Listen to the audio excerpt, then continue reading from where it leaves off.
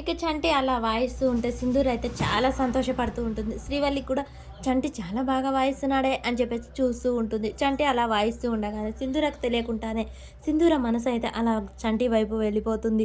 సింధూర అది చూస్తూ నవ్వుతూ ఉంటుంది. సింధూర మనసు అలా చంటి చుట్టూ తిరుగుతూ డ్యాన్స్ చేస్తూ చంటిని ముద్దులు పెట్టుకుంటూ అలా దిష్టి తీస్తూ ఉంటుంది. ఇక చంటి వెళ్ళి అమ్మాయి గారు వెళ్దాం పదండి అని చెప్పగానే ఒకసారిగా ఉలిక్కి పడుతుంది సింధూర.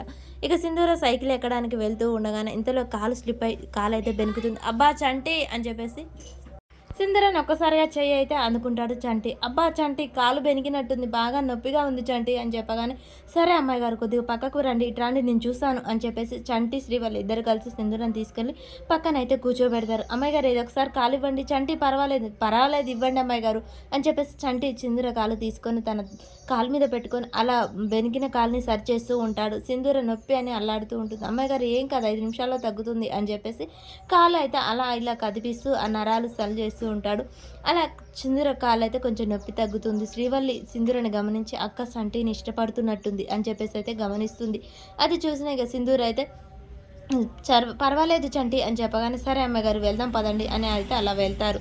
ఇక మరి శ్రీవల్లి గమనించిన విషయాన్ని ఇంటికి వెళ్ళి వాళ్ళ అమ్మకు చెప్పి చంటికి సింధూరకు పెళ్లి చేయమని అడుగుతుందా, లేకుంటే తన మనసులోనే దాచుకుంటుందా, అసలు ఏం జరుగుతుంది అనేది మనకు నెక్స్ట్ వీడియోలో తెలుస్తుంది ఫ్రెండ్స్. మన వీడియో నచ్చినట్టయితే లైక్ చేయండి, షేర్ చేయండి, సబ్స్క్రైబ్ చేసుకోవడం మర్చిపోకండి ఫ్రెండ్స్.